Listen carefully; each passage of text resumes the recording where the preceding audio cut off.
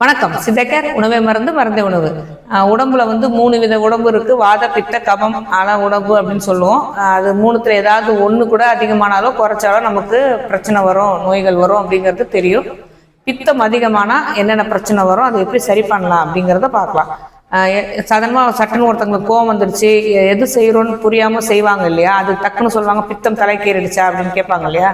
பித்தம் தலைக்கு ஏறினா, அதாவது அதிகமானா தலைக்கு தான் முதல்ல ஏறும், நரைமுடி வரும், தலை பாரமாக இருக்கும், தலைவலி இருக்கும், எது செய்கிறோம் அப்படிங்கிறதே அவங்களுக்கு தெரியாது, அதிகமான கோபம் வரும், குழந்தைகளுக்கு வந்து நிறைய ஞாபக சக்தி குறையும், கான்சன்ட்ரேஷன் இருக்காது, இவ்வளோ பிரச்சனை இருக்கும்.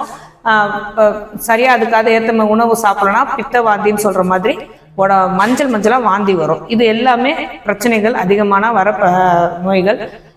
இந்த இதை எப்படி சரி பண்ணலாம், வீட்லேயே ஹோம் ரெமடிஸாக என்ன பண்ணலாம் அப்படிங்கிறத பார்க்கலாம். அதுக்கும் குணம் ஆகலை அப்படின்னா நீங்கள் கண்டிப்பாக சித்த மருத்துவர் அணுகி அந்த பித்தம் குறையறதுக்கு என்னென்ன வழிமுறைகள் இருக்கோ, மருந்துகள் சாப்பிடணுமோ அதை சாப்பிட்டாகணும்.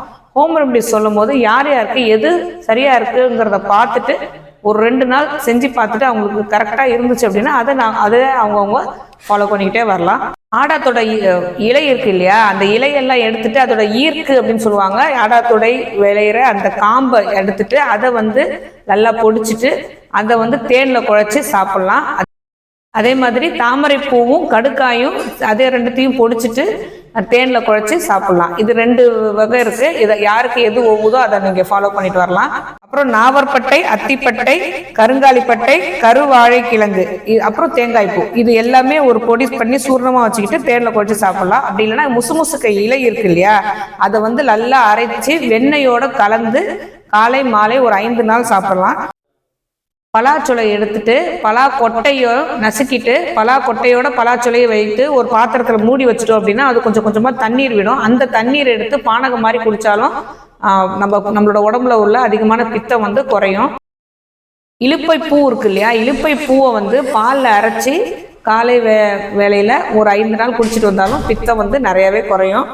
சிறு கீரை வேரை வந்து பச்சரிசி கழுவுன தண்ணியில் நல்லா அரைச்சிட்டு அந்த பச்சரிசி கழுவுன தண்ணி இன்னும் கொஞ்சம் சேர்த்து அதை குடிச்சிட்டு வந்தாலே போதும், நல்ல விதமாக பித்தம் வந்து குறையும். இந்த மாதிரி பித்தம் குறையறதுக்கு நம்மளால எது முடியுமோ அதை செஞ்சுட்டு பித்தத்தை நல்லாவே குறைச்சிக்கலாம். அது முக்கியமாக குழந்தைகளுக்கு நிறைய பள்ளி செல்லும் குழந்தைங்களுக்கு வந்து தலைமுறை நிறைய ஏற்படுது. ஏன்னா அவங்களுக்கு அவ்வளோ ஸ்ட்ரெஸ்ஸு, கான்சன்ட்ரேஷன் பவர் இன்க்ரீஸ் ஆகணும், ஞாபக சக்தி குறைஞ்சதுன்னா, மார்க்ஸ் குறைஞ்சதுன்னா நம்ம அவ்வளோ ஸ்ட்ரெஸ் போடுறோம், இதனால் அவங்களுக்கு ஸ்ட்ரெஸ் அதிகமாகும். இதெல்லாம் பிள்ளைகளுக்கு இதுலேருந்து பார்த்துட்டு வந்தாலே இந்த மருந்துகளாக செய்ய முடியாட்டி கூட சிறுகீரை கீரையை சமைச்சு கொடுக்கலாம். அப்படி இல்லைன்னா தாமரை பூவோ கடுக்காயோ இருக்கும்போது அதை தேனில் குழைச்சி கொடுக்கலாம். இந்த மாதிரி சின்ன சின்ன விஷயங்கள் தான். அதேமாதிரி ஆடாத்தோடைய அவங்களுக்கு கஷாயமாக போட்டு கொடுக்கலாம். அப்படிலாம் முசுக்கை கீரையை வந்து அவங்க கொஞ்சமாக 2 இலையை மட்டும் நசுக்கிட்டு பாலில் விட்டு அரைச்சி தேனில் குழைச்சி கொடுக்கலாம். இந்த மாதிரி சின்ன சின்ன விஷயங்கள் தான் சாப்பாட்டு முறையில் செஞ்சுக்கிட்டே வந்தாங்க அப்படின்னா அவங்களுக்கு தாராளமாக பித்தம் குறையும், அவங்களோட கான்சன்ட்ரேஷன் பவரும் ஞாபக சக்தி இன்க்ரீஸ் ஆகி நல்ல மார்க்ஸ் எடுக்கக்கூடிய நிறைய வாய்ப்பு இருக்குது. தலையில் முக்கியமாக நரமுடி குறையுங்க.